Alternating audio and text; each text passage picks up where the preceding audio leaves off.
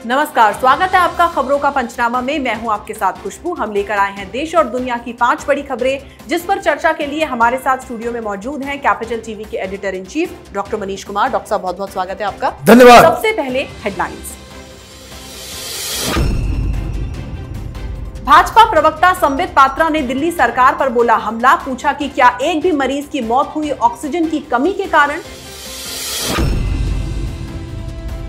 ममता बनर्जी ने फूका बीजेपी के खिलाफ बिगुल, कहा मनी माफिया और मसल पावर के खिलाफ है लड़ाई, बनाना होगा फ्रंट।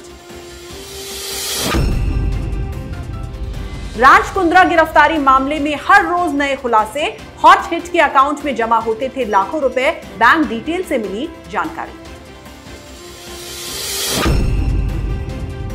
पंजाब कांग्रेस का कप्तान बनने के बाद सिद्धू का शक्ति प्रदर्शन, मंत्रियों विधायकों के साथ स्वर्ण मंदिर में टेका माथा। और अब कोरोना का डेल्टा प्लस वेरिएंट पहुंचा पाकिस्तान, अस्पताल फुल, घर पर वापस लौट रहे हैं मरीज।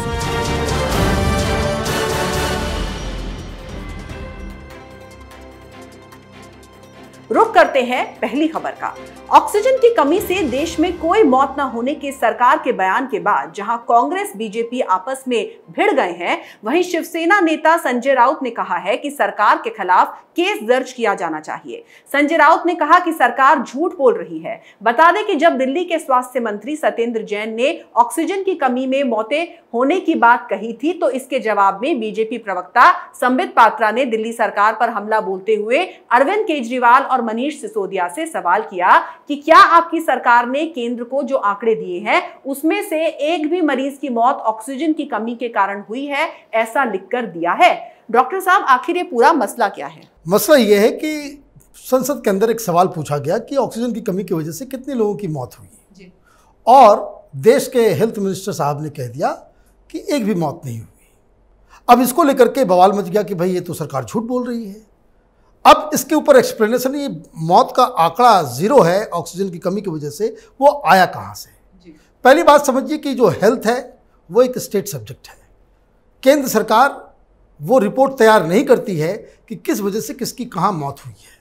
ये राज्य सरकार अपने अपने अधिकारियों के जरिए हेल्थ मिनिस्ट्री को वो आंकड़ा देती है कि भाई इतने लोगों की मौत ऑक्सीजन की कमी की वजह से हुआ या कोरोना की वजह से इतने लोगों की मौत हुई। तो वो सारा डिटेल उसके लिए केंद्र सरकार ने एक परफॉर्मा बना करके दिया था, जिसमें ये बताने के लिए कहा गया था कि भाई ऑक्सीजन से कितने लोगों की मौत हुई थी। तो सारे राज्यों ने लिख के दे दिया कि हमारे यहाँ एक भी मौत ऑक्सीजन की कमी से नहीं हुई। तो सरकार ने जब उसको केंद्र सरकार ने कंपाइल किया तो किसी राज्य ने दिया ही नहीं, बताया ही नहीं, तो अपने मन से केंद्र सरकार तो फिगर दे नहीं सकती। तो केंद्र सरकार ने कह दिया कि भाई ये ऑक्सीजन की कमी से किसी की मौत नहीं हुई है, ऐसा राज्य सरकारों ने हमें रिपोर्ट दिया है। अब सबसे ज़्यादा आपने पहला नाम लिया संजय राउत का, तो महाराष्ट्र की सरकार तो इतनी निर्लज्ज है कि ये संजय राउत सवाल उठा रहे हैं कि भाई केस होना चाहिए, जेल में डाल देना चाहिए। तो वो अपने मुख्यमंत्री से क्यों नहीं पूछते कि उनकी सरकार ने मुंबई हाई कोर्ट के अंदर ये क्यों दिया कि ऑक्सीजन की कमी से किसी की मौत नहीं हुई है। कांग्रेस पार्टी छत्तीसगढ़ में उनकी सरकार है, यही लिखा कि ऑक्सीजन की कमी से किसी की मौत ही नहीं हुई है, हमारे यहाँ तो सरप्लस था। यही बात राजस्थान में, यही बात तो कांग्रेस प्रदेश ममता बनर्जी ने भी कहा कि बंगाल में तो ऑक्सीजन की कमी नहीं है। सब लोग उस दौरान प्रेस कॉन्फ्रेंस कर करके मोदी को गालियां दे रहे थे कि भाई ऑक्सीजन दो, ऑक्सीजन की कमी है, ऑक्सीजन की कमी है। लेकिन जब आधिकारिक रूप से आपको रिपोर्ट देना होता है कि भाई कितने लोगों की मौत हुई, तो आप कहते कि एक भी नहीं है। तो केंद्र सरकार अपने मन से तो नहीं कानून आंकड़े बनाएगी कि भाई इतने लोगों की मौत हो गई। लेकिन सबसे विचित्र केस जो है वो आम आदमी पार्टी। मैं बार बार कहता हूं कि अरविंद केजरीवाल भारत की राजनीति का नटवर लाल है। उसके जैसा झूठा नेता हिंदुस्तान में कभी कोई आया ही नहीं। अब इसने तो बवाल कर दिया। आपको याद होगा कि हर दिन ये प्रेस कॉन्फ्रेंस करता था, आज प्रेस कॉन्फ्रेंस क्यों नहीं कर रहा खुद? क्यों मनीष सिसोदिया को भेज दिया? क्यों सत्येंद्र जैन को भेज दिया? कायर आदमी है। जहां वाहवाही लूटना होता है कैमरे के सामने अपना चेहरा लेकर के आ जाएगा, और जहां ये बैकफुट में जाता है अपने चमचों को आगे भेज देता है। अब 3 मई को दिल्ली हाईकोर्ट ने सवाल पूछा था कि भाई कितने लोगों की मौत हुई। तो ये तो तिकड़मबाज आदमी है, इसने एक कमेटी बना दी। 4 लोगों की कमेटी बनाई थी 28 अप्रैल को। उन 4 लोगों का काम था, उनको मैंडेट दिया गया था कि कितने कितने लोगों की मौत ऑक्सीजन की वजह से हुई है, उसकी पूरी रिपोर्ट करके बताना, कंपाइल करके बताना। अब जब हाईकोर्ट में जब मसला गया दिल्ली हाईकोर्ट में, तो ये वही रिपोर्ट सवेरे से मैं देख रहा हूं कि झूठे पार्टी के झूठे नेता लोगों को गुमराह कर रहे हैं, कह रहे हैं कि भाई हमने कमेटी बनाई थी, एलजी ने रोक दिया। भाई एलजी ने जब रोक दिया तो हाईकोर्ट में तुमने किसकी रिपोर्ट तुमने जमा की थी? और मीडिया आम आदमी पार्टी से पैसे खा करके बैठी हुई है, ये काउंटर क्वेश्चन भी नहीं कर रही। सारे अखबारों में छपा था, 4 तारीख के अखबार में, 4 मई के अखबार में, आप गूगल कीजिएगा, सारा ये डिटेल आपको मिल जाएगा। तो इस कमेटी ने, केजरीवाल की कमेटी ने और सरकार के वकील ने, केजरीवाल सरकार के वकील ने हाई कोर्ट में वो रिपोर्ट जमा किया और ये कहा कि दिल्ली में ऑक्सीजन की कमी की वजह से किसी की मौत नहीं हुई। आपने घेर तो लिया लेकिन खुद फंस गए। तो ये जो केजरीवाल की जो कहानी है, ये जो विपक्ष की कहानी है, ये बड़ा विचित्र है। इनके पास न मुद्दा है, न मुद्दा उठाने का सलीका है, और ना ही इनके पास कोई ऐसी खास ठोस बात रह गई है जिसके जरिए वो सरकार को घेर सके। जी, तो ऐसा लग रहा है ये सब बातें सुनकर कि दिल्ली सरकार को ऑक्सीजन की कमी हो गई है, इस वजह से वो निर्जीव हो गई है और वो अपना काम नहीं कर पा रही। अब रुख करते हैं दूसरी खबर का। विधानसभा चुनाव में जीत के बाद ममता बनर्जी की निगाहें अब लोकसभा चुनाव पर हैं। साल 2024 के लोकसभा चुनाव के मद्देनजर ममता बीजेपी विरोधी पार्टियों को एकजुट करने में जुटी हुई हैं। बुधवार को शहीद दिवस के अवसर पर ममता ने विरोधी दलों को एकजुट होने का आह्वान करते हुए बीजेपी को दिल्ली की गद्दी से हटाने का आह्वान किया। वर्चुअल प्रसारण के अवसर पर दिल्ली के कॉन्स्टिट्यूशन क्लब में आयोजित कार्यक्रम में एनसीपी प्रमुख शरद पवार, कांग्रेस नेता दिग्विजय सिंह, सपा नेता रामगोपाल यादव, जया बच्चन, पी चिदम्बरम सहित प्रमुख बीजेपी विरोधी नेता एकजुट हुए थे। बता दें कि टीएमसी 1993 में कोलकाता में युवा कांग्रेस की रैली में पुलिस की गोलीबारी में मारे गए 13 लोगों की याद में शहीद दिवस मनाती है। दोपहर 2 बजे से ममता के भाषण को पश्चिम बंगाल में बड़े पर्दों पर प्रसारित किया गया और पहली बार तमिलनाडु, दिल्ली, पंजाब, त्रिपुरा, गुजरात और उत्तर प्रदेश जैसे दूसरे राज्यों में भी इसका प्रसारण किया गया। डॉक्टर साहब, ममता की ये कोशिश क्या रंग लाएगी? देखिए, कहावत है मुंगेरी लाल के हसीन सपने। ममता बनर्जी के इन सब चीज़ों से कुछ नहीं होने वाला। प्रशांत किशोर कितने भी हवाबाजी कर ले, कितना भी वो सपना दिखा दे ममता बनर्जी को, ये पॉसिबल ही नहीं है कि ममता बनर्जी राष्ट्रीय स्तर पे कोई करामात दिखा सके। उसकी कई सारी वजह हैं। एक वजह तो ये है कि ममता बनर्जी ने बंगाल के चुनाव के दौरान जिस हिसाब से जो उनका पूरा नैरेटिव रहा कि गुजरात के लोग आउटसाइडर, उत्तर प्रदेश के लोग आउटसाइडर, बिहार के लोग गुंडे, उत्तर प्रदेश के लोग गुंडे, महाराष्ट्र के लोग आउटसाइडर। भाई, आपके लिए वो आउटसाइडर है तो हमारे लिए आप आउटसाइडर हो। अब आया मैदान के अंदर। ममता बनर्जी की स्थिति यह है कि वो यूपी के अंदर एक पार्षद का चुनाव नहीं जीत सकती, गली मोहल्ले का चुनाव नहीं जीत सकती। वो कोई नेशनल लीडर नहीं है, कोई साख नहीं है इनकी, और ये कोई पहली बात ये कर नहीं रही है। 2014 में के पहले अन्ना हजारे के साथ गलवैयां लगा करके कर रही थी। दिल्ली में आयोजन किया गया था रैली का, अन्ना हजारे और ममता बनर्जी एक साथ आएंगी। 200 लोग आए थे। ममता बनर्जी 1000 लोगों का भी भीड़ इकट्ठा नहीं कर सकती नॉर्थ इंडिया में। कोई जानना नहीं चाहता, सुनना नहीं चाहता, और अब तो बिल्कुल नहीं सुनना चाहता। आप वहां पे एक हिंदुओं के लिए एक हत्यारी सरकार चलाएंगे। मुसलमानों को आप फ्री छूट आपने दे रखी है। हिंदू महिलाओं के साथ बलात्कार होगा, उनकी हत्या की जाएगी, उनका गैंग रेप होगा, उनके घरों को जला दिया जाएगा, और आप वोट मांगेगी। प्रधानमंत्री बनना है, यही फॉर्मूला अपनाना है कि बांग्लादेशी को घुसा लो, रोहिंग्या को घुसा लो, राशन कार्ड बना दो, इलेक्ट्रल कार्ड बना दो और उनसे गुंडागर्दी करवाओ। ममता बनर्जी जिस राह पे बंगाल को लेकर के जा रही है, बंगाल में एक नया बंटवारे का समय बहुत जल्द आ रहा है। वो इसलिए कि ममता बनर्जी की वो घृणित राजनीति की वजह से। ऐसा उन्होंने 2019 में भी किया था। 20 से ज्यादा पॉलिटिकल पार्टी के लोग वहां पे आ गए थे। रैली खत्म, एजेंडा खत्म, एकता भी खत्म और ममता बनर्जी के लिए चुनाव भी खत्म। 18 सीटें जो है भारतीय जनता पार्टी जीत के चली गई। तो लोकसभा में तो उनको 36 से वो सीधे घट के 22 पहुंच गई। तो ये ममता बनर्जी को जो करना है बंगाल में करें, क्योंकि वहाँ पे भद्र लोग इनकी टैंट्रम को बर्दाश्त कर सकता है। नॉर्थ इंडियंस बहुत ज़्यादा बेहतर और साउथ इंडिया के लोग बहुत ही पॉलिटिकली सही रास्ते पे वोट करते हैं। इस तरह के लोगों को जो हिंसा के बदौलत और ख़ास करके हिंदुओं को टारगेट करने वाली राजनीति करती हो, उसका राष्ट्रीय राजनीति में कोई स्थान नहीं होना चाहिए। जी, तो ममता बनर्जी से दरअसल गलती ये हो गई कि उन्होंने बंगाल के अलावा हर किसी को अपना आउटसाइडर समझ लिया और अब जब उन्हें इन आउटसाइडर्स की जरूरत है तो अब उन्हें पता होना चाहिए कि हिंदुस्तान बहुत बड़ा है। अगर हिंदुस्तान चाहेगा और ये आउटसाइडर चाहेंगे तो ये ममता को उखाड़ फेंकेंगे। अब बात तीसरी बड़ी खबर की। पॉर्न फिल्म बनाने के मामले में मुंबई पुलिस ने 19 जुलाई को अभिनेत्री शिल्पा शेट्टी के पति राज कुंद्रा को गिरफ्तार किया था। इसके बाद इस मामले में हर रोज नए खुलासे हो रहे हैं। अब एक ऐसा दस्तावेज प्राप्त हुआ है जिससे यह पता चल रहा है कि हॉट हिट के अकाउंट में लाखों रुपए जमा होते थे। मुंबई पुलिस ने बताया कि पॉर्न वीडियो बनाकर उसे अपलोड कर आरोपी लाखों रुपए कमाते हैं। यह बात अब आरोपियों के मोबाइल से मिले बैंक के मैसेज से साफ हो गई है। दरअसल बैंक अकाउंट की डिटेल हॉट हिट एप्लीकेशन की है जिस पर ये पॉर्न वीडियोस बनाकर अपलोड किए जाते थे। इस मामले में गिरफ्तार प्रोड्यूसर डायरेक्टर यास्मीन खान उर्फ Roha Khan, photographer Monu Sharma, actor Bhanu Thakur, actor Atish Shaikh, creative director Pratibha Nalawade और मॉडल गहना वशिष्ठ को गिरफ्तार किया गया था। आरोप है कि ये लोग पॉर्न फिल्म शूट करके हॉट हिट एप्लीकेशन पर अपलोड किया करते थे। डॉक्टर साहब, आपको क्या लगता है ये मामला कहां तक पहुंचेगा? ये मामला कहीं तक नहीं जाएगा।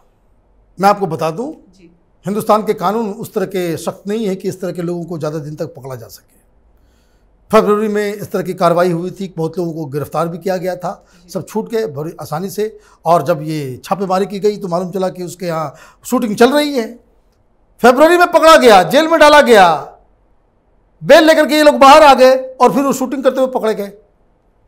तो इसका मतलब ये है कि लुंज पुंज कानून है। इस तरह के लोगों का हिंदुस्तान में कोई कुछ नहीं रोक सकता। लेकिन अब सवाल है कि भाई ये इतना बवाल क्यों मचा हुआ है? बवाल तो पहली बात इस बात के लिए है कि ये जो केस है, ये मुंबई पुलिस इसको कहाँ तक लेके जाना चाहती है, लेके जाएगी कि नहीं लेकर के जाएगी, ये अपने आप में बहुत बड़ा सवाल है। बॉलीवुड का नेक्सस, वहाँ के राजनेताओं, वहाँ की पुलिस, ये सब एक ही थाली के चट्टे बट्टे हैं। अब ये केस पकड़ाया है, इस केस के ऊपर अगर आप बाकायदा इसको सीरियसली लेते हैं, इन्वेस्टिगेशन करते हैं, तो आपको इस रैकेट में कम से कम 50 ऐसे लड़कियां मिल जाएंगी कि जिनके साथ ब्लैकमेलिंग करके, उनको दबाव डाल करके, उनको बाकायदा शोषण करके उनसे पॉर्न इंडस्ट्रीज में काम करवाने के लिए उनको बाध्य किया गया। अब ये अपने आप में एक बड़ा जुर्म है, लेकिन कानून की नज़र में ये किस तरह से जुर्म साबित होगा ये कोई नहीं जानता। लड़कियां सामने आएंगी नहीं, क्योंकि अगर वो सामने आएंगी तो उनको बॉलीवुड में काम नहीं मिलेगा। और ये जो बताया जा रहा है कि ये तो शुरुआत है, ये पहली सीढ़ी है बॉलीवुड में एंट्री की। आप यहां इस तरह के काम में लिप्त हो जाएं, आप ब्लैकमेल के शिकार हो जाएं, उसके बाद फिर आपको टीवी सीरियल्स और छोटे मोटे फिल्मों में रोल मिलता है, फिर वहां फिर आपको कॉम्प्रोमाइज करते हो। तो ये एक बॉलीवुड का जो सरांद है, ये सरांद का तो अभी सिर्फ जिसको कह सकते हैं टिप ऑफ द आइसबर्ग है। लेकिन ये सब इसलिए हो रहा है क्योंकि मुंबई पुलिस अपनी इमेज को ठीक करना चाह रही है कि सुशांत के केस में जिस हिसाब से मुंबई पुलिस की बदनामी हुई, ये जो सचिन वाजे की वजह से ये जो वसूली का धंधा चल रहा था, उस वजह से मुंबई पुलिस की साख वो नाले में जाकर गिर गई है, खत्म हो गया है, उसकी सारी इज्जत प्रतिष्ठा नष्ट हो चुकी है। तो किस तरह से उसको रिवाइव किया जाए? तो उस रिवाइवल के लिए आपने एक ऐसे टारगेट को पकड़ा है जिससे आप मीडिया में बने रहें, आप प्रेस कॉन्फ्रेंस करते रहें और आप ये कह सकें कि हम देखिए एक बहुत बड़ी गंदगी मुंबई में ऑपरेट कर रही थी, उसकी सफाई अभियान में हम लगे हुए हैं। होना जाना कुछ नहीं है, मीडिया में सुर्खियां बनता रहेगा और जो रियल कल्प्रिट्स हैं कि भाई ये तो शुरुआती है, जो बड़े बड़े जो कबूतर बैठे हुए हैं वहाँ, उनको पकड़ने की हिम्मत क्या वहाँ की सरकार को है, वहाँ की पुलिस को है? मुझे नहीं लगता है। तो यही कहानी है इसकी। जी, तो जैसा कि यहाँ पर डॉक्टर साहब ने कहा कि हमारे देश के अंदर कानून ऐसे हैं, किसी को किसी चीज का डर नहीं है, इसी वजह से आए दिन इस तरह के मामले सामने आते रहते हैं। चौथी बड़ी खबर पंजाब से, नवजोत सिंह सिद्धू को पंजाब कांग्रेस का कप्तान बना दिया गया है, लेकिन पार्टी के अंदर का दंगल अभी खत्म नहीं हुआ है। सिद्धू और पंजाब के कैप्टन अमरिंदर सिंह के बीच कलह अभी भी जारी है। इस बीच आज पंजाब कांग्रेस के नवनिर्वाचित अध्यक्ष नवजोत सिंह सिद्धू अमृतसर में स्वर्ण मंदिर पहुंचे। स्वर्ण मंदिर में उन्होंने माथा टेका। उनके साथ बड़ी संख्या में मंत्रियों और विधायकों का जमावड़ा भी दिखा। ये एक तरह से शक्ति प्रदर्शन ही बताया जा रहा है। ताजपोशी के बाद से ही सिद्धू का समर्थकों से मिलना जारी है। आज उन्होंने सभी पार्टी विधायकों को अमृतसर स्थित अपने आवास पर नाश्ते के लिए बुलाया। अब ज्यादातर विधायक सिद्धू के साथ दिख रहे हैं। सिद्धू का दावा है कि उनके पास 62 विधायकों का समर्थन है। बता दें कि पंजाब में कांग्रेस के विधायकों की संख्या 80 है। डॉक्टर साहब, पंजाब कांग्रेस का ऊंट अब किस करवट बैठेगा? देखिए, ये जो डिक्लेयर होने के बाद बवाल मच रहा है, तो ये साफ साफ बता रहा है कि कैप्टन अमरिंदर सिंह सोनिया गांधी के फैसले को पंजाब के अंदर चुनौती दे रहे हैं। जब फैसला नहीं आया था तब उन्होंने क्या कहा था? क्या हरीश रावत कह रहे थे कि कैप्टन साहब ने कह दिया है कि जो फैसला सोनिया गांधी लेंगी वो सर्वमान्य होगा। अब सोनिया गांधी ने फैसला ले लिया। फैसला लेने के बाद वो कह रहे हैं कि जब तक वो माफ़ी नहीं मांगेगा तब तक हम आएंगे नहीं। वो कह रहा है कि भाई माफ़ी हम नहीं मांगेंगे, माफ़ी तो उल्टा उनको मांगना चाहिए। तो ये ईगो क्लैश चल रहा है राजनीति में। बस इतनी सी बात पे कि वो माफ़ी मांग ले और मैं नहीं मांगूंगा, इतना बड़ा बवाल नहीं मचता है। कैप्टन साहब का अपना एक प्लान है। मैं बार बार कह रहा था कि अगर सिद्धू को अध्यक्ष नहीं बनाया गया होता, वो आम आदमी पार्टी में चला गया होता, और कैप्टन साहब को अगर नहीं प्रमुखता दी जा रही है तो वो अपनी अलग पार्टी बना लेंगे या भारतीय जनता पार्टी के साथ वो मिल जाएंगे। आगे आने वाले दिनों में ये खेल अभी और बिगड़ने वाला है। इस पूरे एपिसोड से सबसे ज़्यादा किसी का नुकसान हो रहा है तो वो गांधी परिवार का हो रहा है। आप एक छोटे से झगड़े को, दो लीडर को आप सामने बुला करके आप बिठा करके बात नहीं कर सकते। आपकी साख कहां चली गई है? वो आपने फैसला ले लिया, फैसले के बाद चीफ मिनिस्टर आपका मानने को तैयार नहीं है। कोई अपने एमएलए काउंट करवा रहा है, कोई अपने मंत्री को काउंट करवा रहा है, किसी के साथ सांसद है तो किसी के साथ विधायक है। तो ये तमाशा अभी चलता रहेगा और मुझे नहीं लगता कि कैप्टन साहब बच करने वाले हैं, क्योंकि पंजाब कांग्रेस का ओरिजिनल कैप्टन अमरिंदर सिंह है।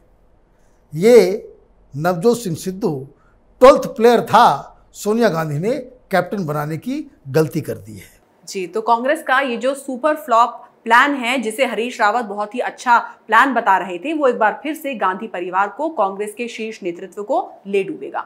आखिरी खबर पाकिस्तान से जुड़ी है। अब कोरोना वायरस का घातक डेल्टा वेरिएंट पाकिस्तान पहुंच गया है और बहुत तेजी से अपने पैर पसार रहा है।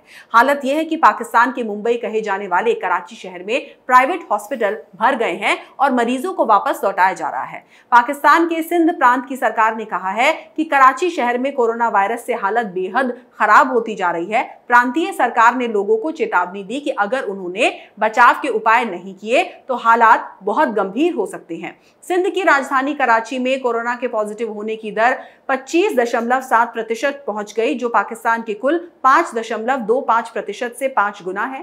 पाकिस्तान मेडिकल संघ महासचिव डॉक्टर कैसर सज्जाद ने कहा कि प्राइवेट ही नहीं, सरकारी हॉस्पिटल्स भी की हालत भी बहुत ज्यादा खराब है, वहां भी कभी भी मरीजों की भर्ती बंद की जा सकती है। डॉक्टर साहब, पाकिस्तान के साथ तो वही वाली बात हो गई कि गरीबी में आटा गीला। देखिए, वो है, लेकिन ये बहुत ही चिंताजनक स्थिति है। कोई भी मुल्क हो, कोई भी देश हो, कोरोना की वजह से कहीं मौत हो रही है, कहीं अव्यवस्था है, तो एक चिंता का विषय जरूर है। अब वहाँ पे क्यों ऐसा हो रहा है? वहाँ इसलिए ऐसा हो रहा है कि वहाँ का जो प्रधानमंत्री है उसका ध्यान कश्मीर और हिंदुस्तान पे ज़्यादा, पार्टियों में उनका ज़्यादा ध्यान रहता है, कैसे शाम के बाद जो है लाइफ को एंजॉय करना है उस पर ज़्यादा ध्यान लगा रहता है इमरान खान का। व्यवस्था करने की ज़रूरत उनको लगती नहीं है। उनको सब लगता है भाई ऊपर वाले ने दिया है, ऊपर वाले ही इलाज निकालेंगे। तो सब कुछ आपने ऊपर वाले के हाथ हवाले छोड़ दिया है तो कोरोना तो अपना काम करेगा ही। दिल्ली में जिस तरह से स्थिति खराब हुई थी सेकेंड वेव में, उससे कहीं ज़्यादा चिंताजनक स्थिति अभी कराची की है। पाकिस्तान के टेलीविजन चैनलों पे जो बहस हो रही है, लोगों को समझ में नहीं आ रहा कि वो ऐसे क्या किया जाए। दूसरी समस्या क्या है? हिंदुस्तान तो इससे निपट गया क्योंकि हमारे पास ऑक्सीजन प्रोडक्शन तो था, डिस्ट्रीब्यूशन को ठीक करना था। हमारे पास दवाइयाँ थी, डिस्ट्रीब्यूशन को ठीक करना था। हमारे पास ventilator, hospital, world class hospitals Hindustan के अंदर में है, उसमें कोई इशू नहीं है। लेकिन उसको किस तरह से एलोकेट किया जाए, मैंने व्यवस्था का सवाल था। पाकिस्तान के सामने परिस्थिति दूसरी है। पाकिस्तान के सामने रिसोर्स का प्रॉब्लम है। कोई बता रहा था टेलीविजन चैनल पे, मैं सुन रहा था कि कुल मिला के पूरे पाकिस्तान में 200 के आसपास वेंटिलेटर्स हैं पूरे पाकिस्तान में।